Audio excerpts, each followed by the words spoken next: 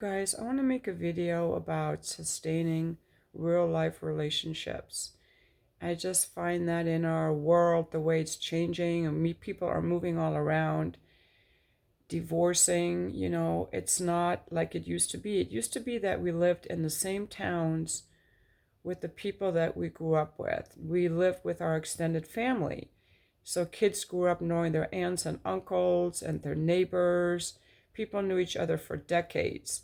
They knew about each other's lives. They were there to help each other out. And certainly that was the case for my grandfather in Germany. And, I saw all that.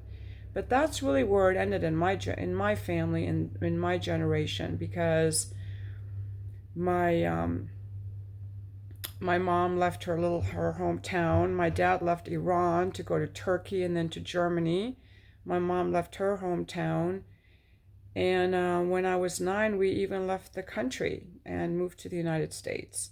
So I didn't grow up with my cousins, aunts, and uncles. I saw them a few times when I was little, but not extensively. And I haven't even met all of my Iranian family. I've never even been to Iran because for some reason my dad never felt that it was important to take us. I don't want to go into the whole stuff with the flaws of my father. I think he didn't like his family. Anyway, so I didn't grow up with an extended family. So I just grew up with my mom and my dad and my siblings, like many people do. And then my dad worked a lot. So that was also typical, but I knew he loved us. I felt loved by my parents. However, when I was 10 years old, my parents divorced. And then basically I was just raised by my mom.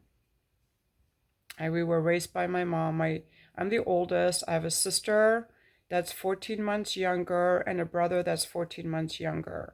So my mom had 3 kids in 4 years, and she's a good mother. My mom is a good mother, really loving. I'm very fortunate.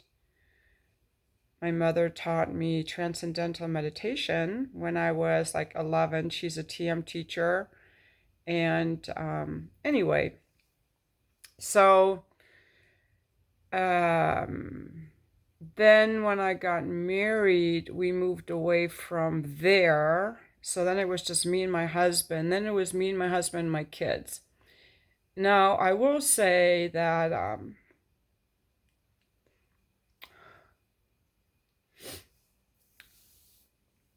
going to let myself feel because it's okay to feel.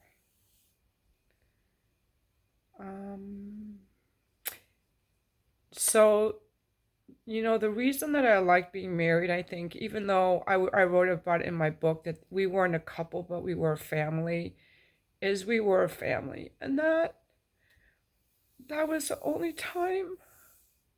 Hold on.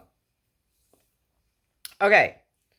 That was the only time I ever really experienced being in a family, and it was so fucking awesome.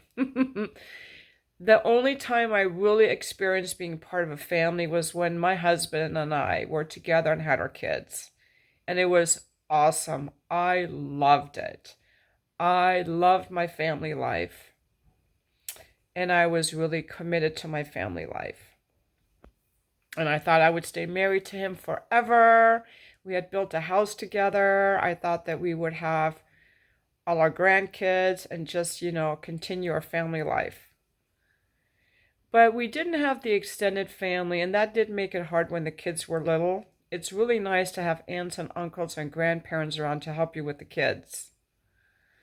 But I felt, so that was hard. I'm going to be honest, that was really hard.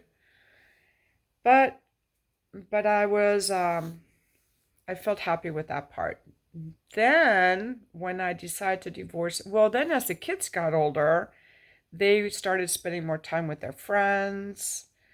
And then, that was heartbreaking and that was hard. They call it the empty nest syndrome, and that's real. And then when I moved into this apartment 9 years ago, it was just me, and it took me 2 years to get acclimated to living alone and sleeping alone. When I first lived in this apartment, After 2 years, it was still hard actually, and I put an ad in somewhere for looking for a roommate, a male roommate in a separate room, not someone I would interact with sexually, because I really miss just having a man in my home. Having a man in my home, the masculine energy, I really missed it. And now I'm just used to not having it at all. But but the thing was that, we did try to plug into our community, right? There's your immediate family, there's your extended family, then your friends and neighbors and colleagues in your community. And so I had friends in Phoenix, I had people I worked with, I had neighbors, I had other moms, and we would do some minor community things like deliver Meals on Wheels or go to church and volunteer. But I was very busy with my kids, and I thought one day when the kids are older, I am going to do more volunteering. I did some minor things, like I was involved in the preschool at the church.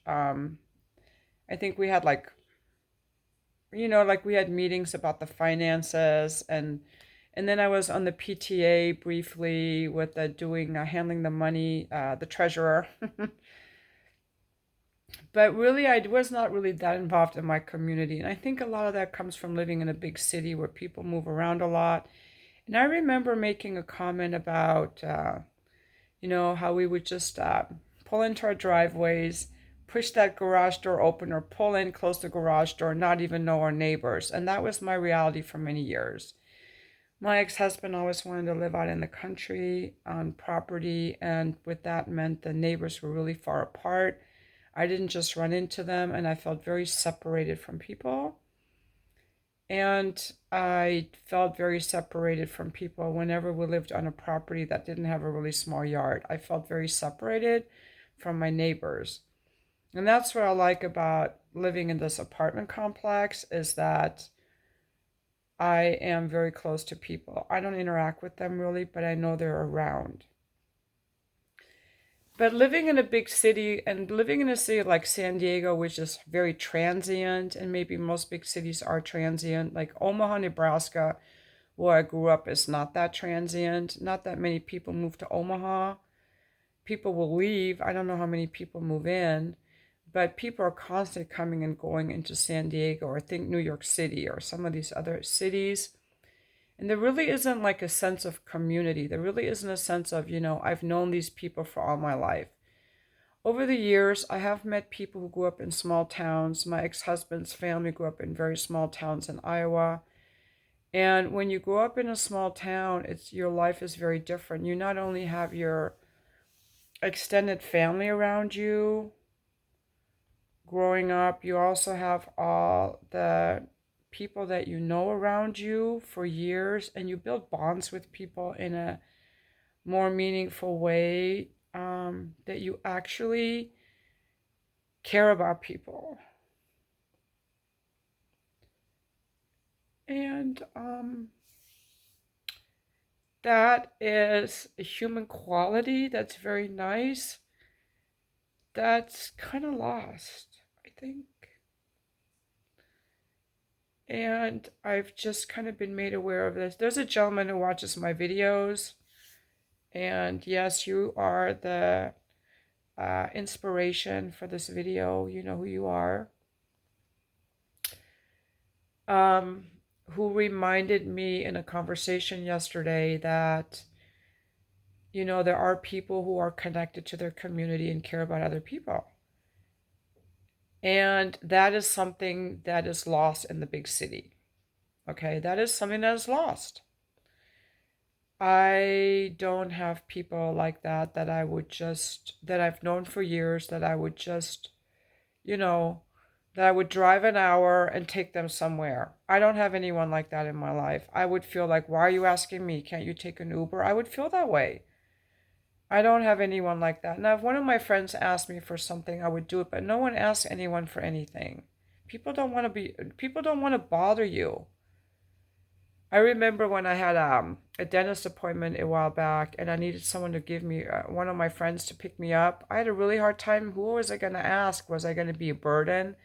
And I asked someone, and she was so happy I asked her. But she's no longer my friend. I ended my friendship with her because it was too much drama, I thought. But yeah, that is the state. But then again, living in a small community has a lot of drawbacks. I've met people over the years in small communities, and they left because there were no job opportunities, none. I've had people who say that they left and want to go back. I do have a nephew in a small town.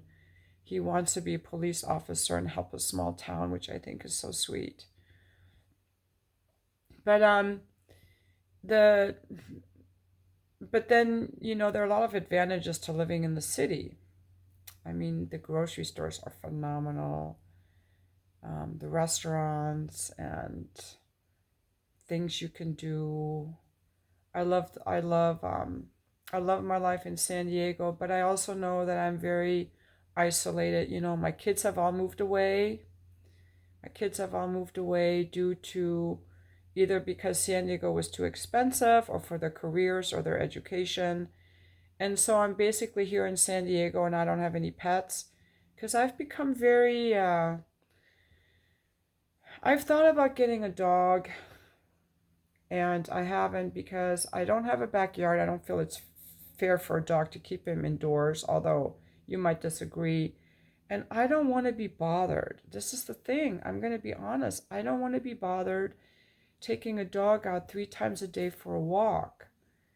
I just feel like at this point in my life that I don't want to be bothered, you know? And if I just get a dog, I've been toying around with getting a dog. Would that change that? Would that open my heart and make me want to be bothered? Or am I just becoming more and more selfish because that's the world we live in and there's no reason to care about people? I mean, yeah, I care about my clients. I am nice. I'm not like a meanie or anything, but I think that my ability to care about people and do things for people was probably at its height when I had my family. And now, because I felt like that was just depleting, was depleting. I'll tell you why it was depleting, because I was married to a guy who pretty much ignored me as his wife. So I have a lot of negative associations with that too. I don't want anyone to feel sorry for me, but the number of times I had really good sex with my husband was twice. And the number of times I had really good sex with strangers was more, but it wasn't because of the novelty. It was because they actually knew how to emotionally connect. And I'm going to start adding this to my videos about men who can emotionally connect. I think that's really great. My sons are really that way too. My brother is that way too. My brother would fall in love with a woman and he would write her poetry. No one would ever know that about him. He was a Wall Street lawyer. He's like a very high IQ, very intelligent person. Graduated at the top of his law school, wrote the law review, clerked for a federal judge, like very intelligent. He writes poetry for women that he loves. He told me that before. My sons always kind of know how people are feeling. Like they just have empathy, right? I think that's a very nice quality. And I have empathy too, but I don't, because I live alone, I'm not required to care about other people. For example, I've got one of my kids coming to visit later this week, and I'm going to have to cook dinner. And instead of looking forward to cooking dinner, I'm kind of feeling inconvenienced. I'm going to be fucking honest. I'm feeling inconvenienced, and I'm realizing that I feel inconvenienced. And so I'm like, what is that about? Because at one time I loved making dinner for my family. I think it's all kind of what we get used to. And that's the point of this video is, are we getting used to not caring about each other? Are we getting used to isolating ourselves from other people? When I was a young wife and I was baking bread, I would always bake bread and share some with the neighbors. I would make cookies and bring some to work or share some with the neighbors. Why don't I do that anymore? When I first moved in here, I would occasionally, go to the bakery and bring my neighbors some bread. But I stopped doing that. Over the years, I've just become more and more selfish and not as generous in those kinds of things. I think that for me, I think that when I was married, I was more generous in that way with my neighbors, wanting to invite people over, bringing them bread.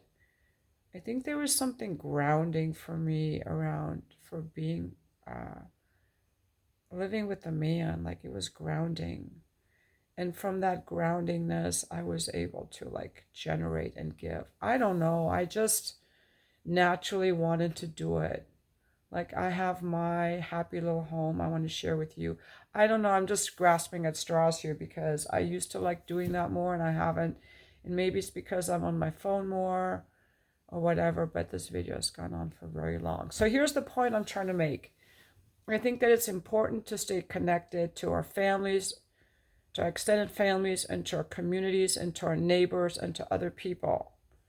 And to not just isolate ourselves and become like little individualists who don't need anyone unless you want to, but just be aware that it's a choice that we're making. And I think that to develop the heart and to develop compassion and empathy, we have to be interacting with other people. I remember years ago, I kept thinking about volunteering in a nursing home, but I could never bring myself to do it. And I have a nursing home just a couple miles away, and I kept thinking about doing that, but I never really wanted to. So that's kind of something I'm struggling with. I feel like I need to be more involved in the community. I'm not contributing to the community, and I totally could. Like today, I have nothing to do all day except my line dancing, my private dancing lesson, which today I'm going to learn salsa. Like I'm very privileged in terms of my time. I have a little disposable income. I have time. Um, I can certainly contribute more.